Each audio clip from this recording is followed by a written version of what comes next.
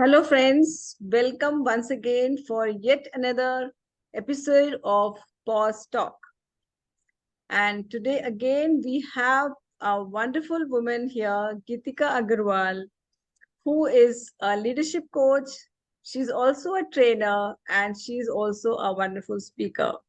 We are very glad to welcome Geetika here. Welcome, Geetika. Thank you so much, Dr. Monica, and thank you so much for such a warm introduction. And thank you again for kindly inviting me for your talk. Very happy to be here. Superb. So Geetika is a wonderful person, and as the story unfolds, you will find that how, with her grit and determination, she has done whatever she has done and reached the place where she is today. And I will first request her to introduce herself, and then we will take the story forward. Please introduce yourself. Definitely, Dr. Monica. So, hello everyone. My name is Geetika Agarwal. I'm a leadership coach and I'm based out of Singapore. I have my own private practice as well as I freelance with two organizations.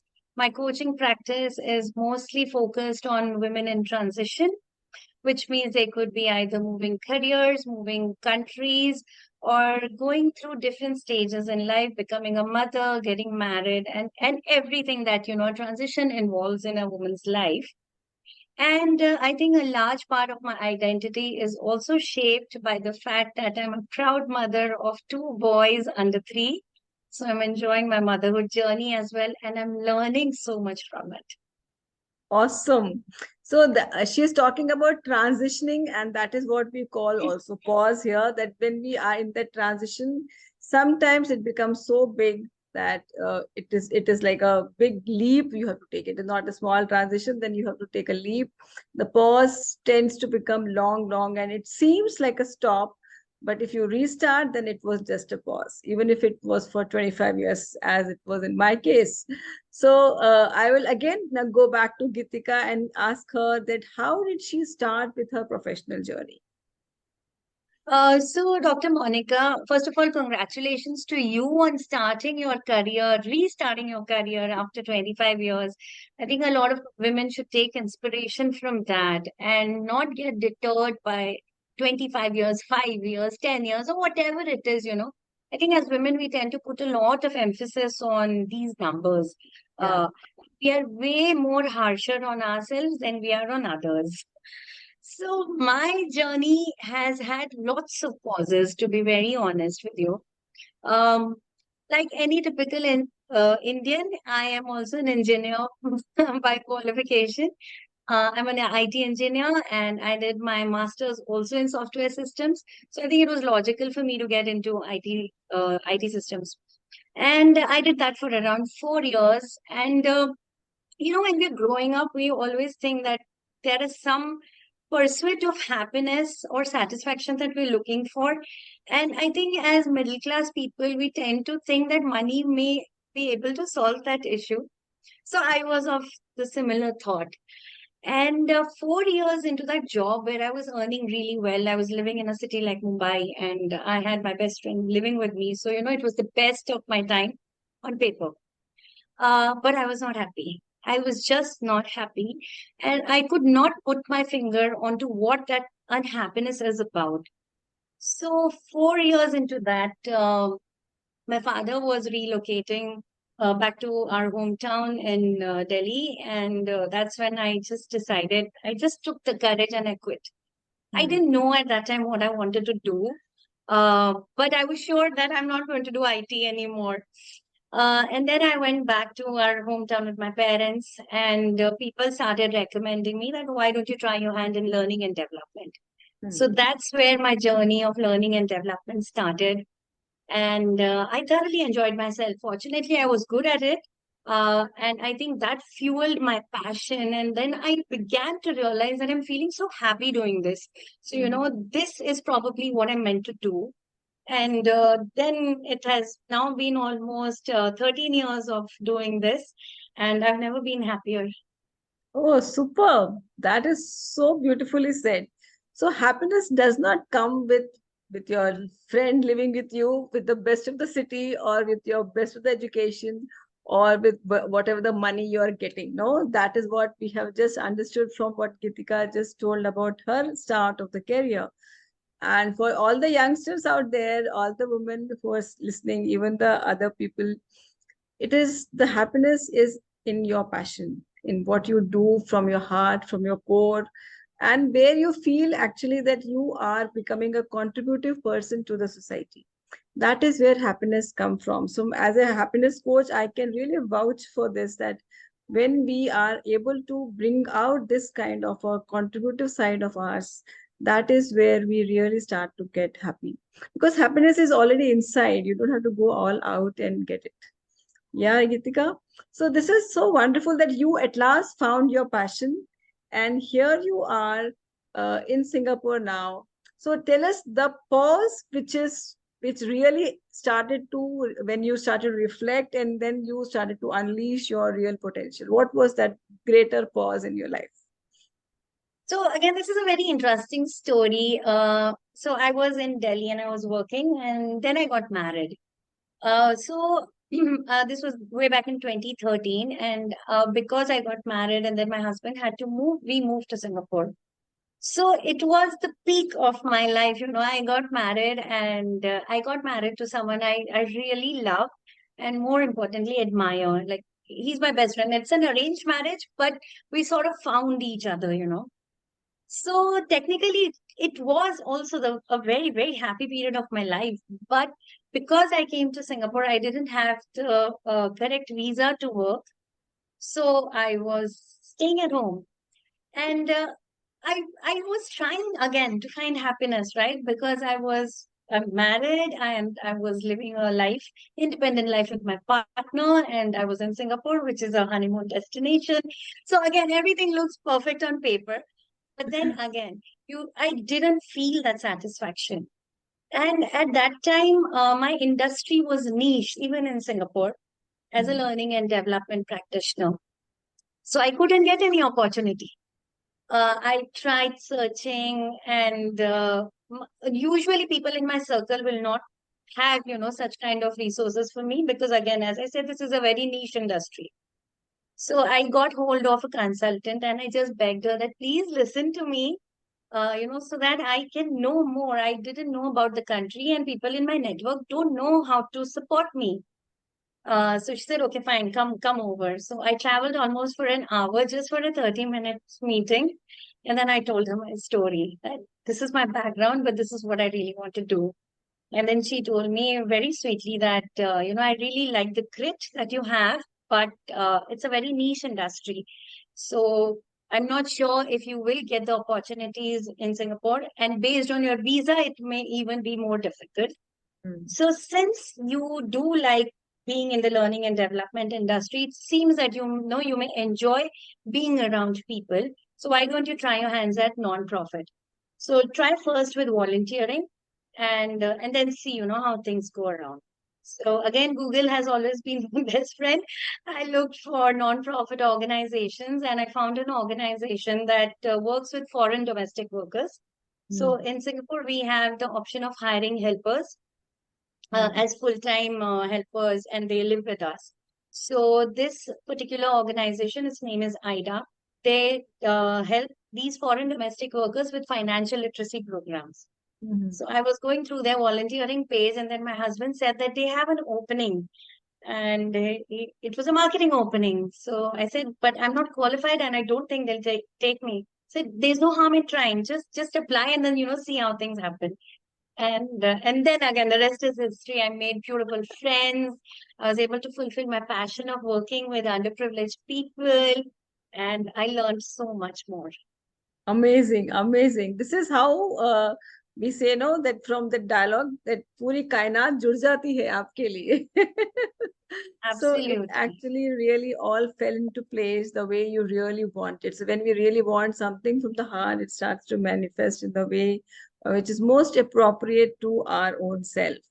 And I can really understand with your smile, that broad smile, that you really found your passion and you really found what you had to.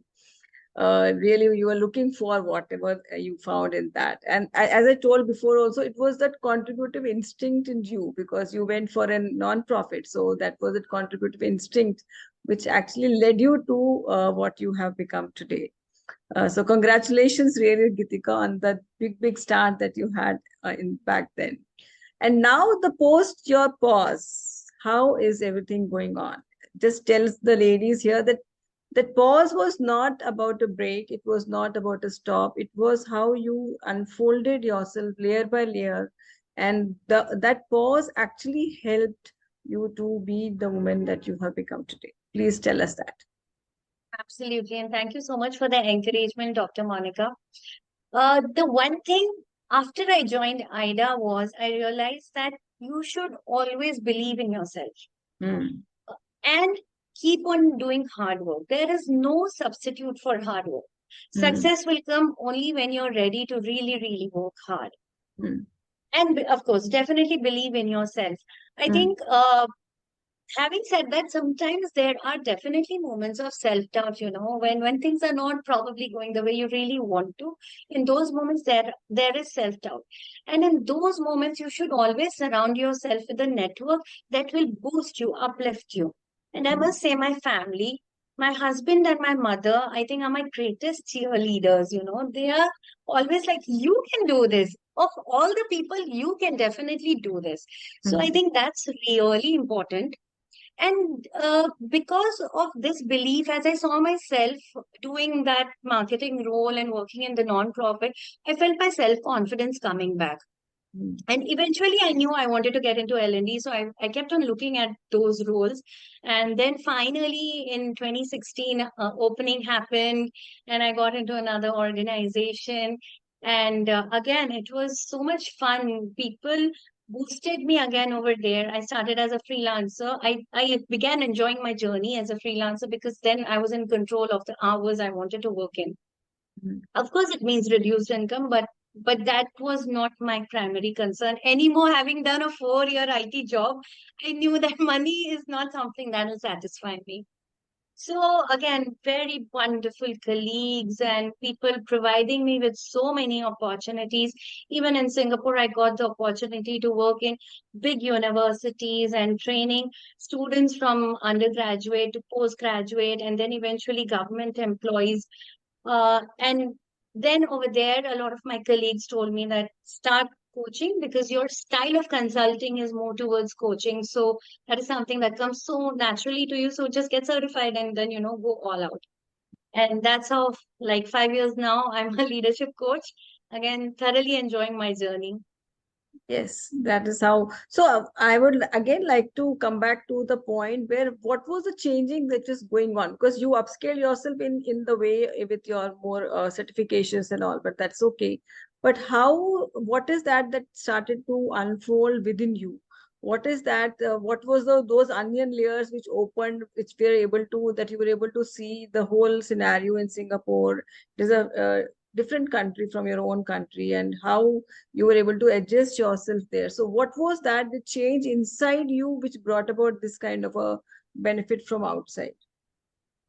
That's a very interesting question, Dr. Monica. And I always tell my clients that I focus a lot on personal branding and not in the marketing sense, but more in the sense of trying to understand yourself. So this has now I'm talking about personal branding. Of course, I didn't know about it at that time. But when I was going through this journey, I began to understand what are my values first thing. Hmm. What is really important for me? What has shaped me as an individual while I was growing up? Secondly, what my strengths are. Thirdly, what my personality is. And lastly, what my skills are. Basis of all of this, I then understood that, I am someone who does not enjoy constricted space. I'm someone who thrives off people's energy. So I like being in a room full of people.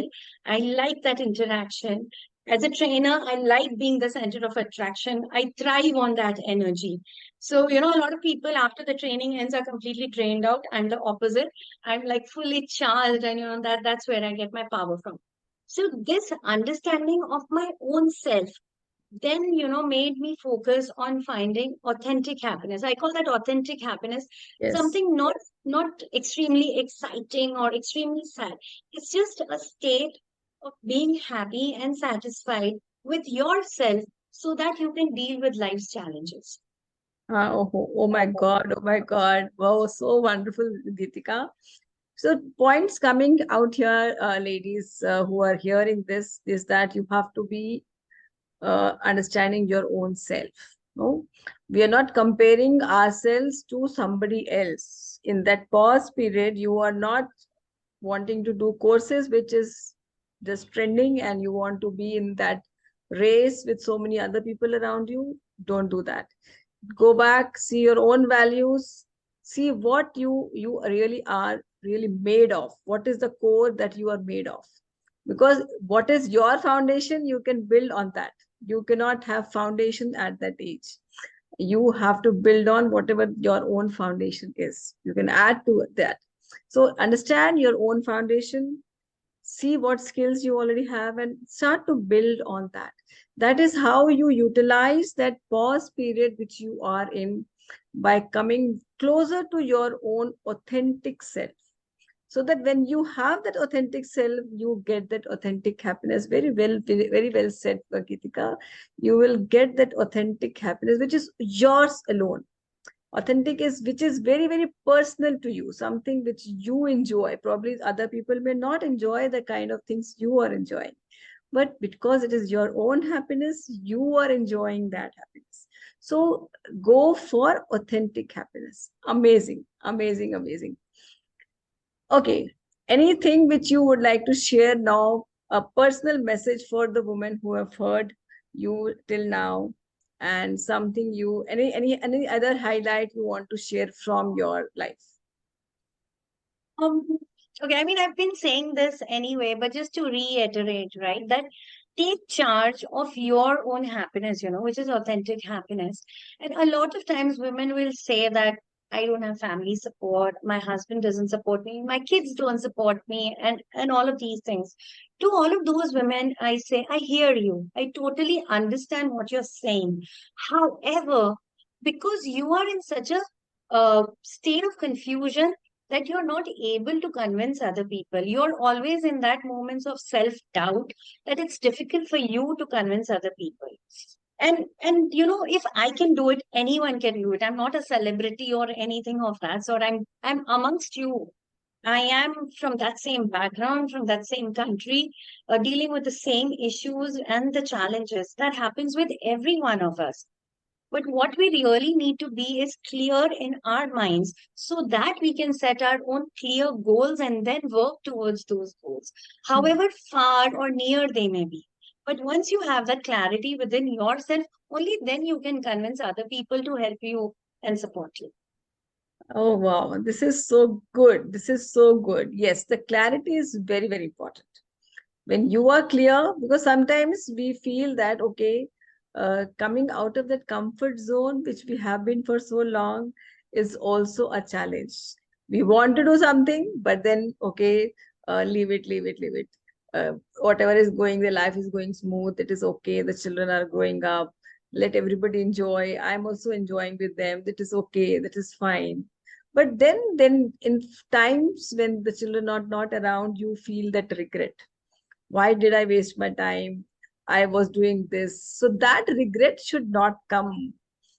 And if you are having regret, then go back, have a clarity on your mind.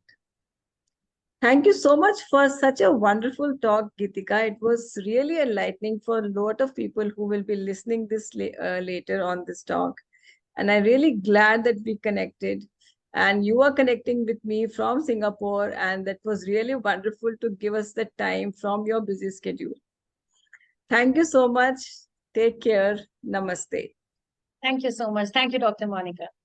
Thank you.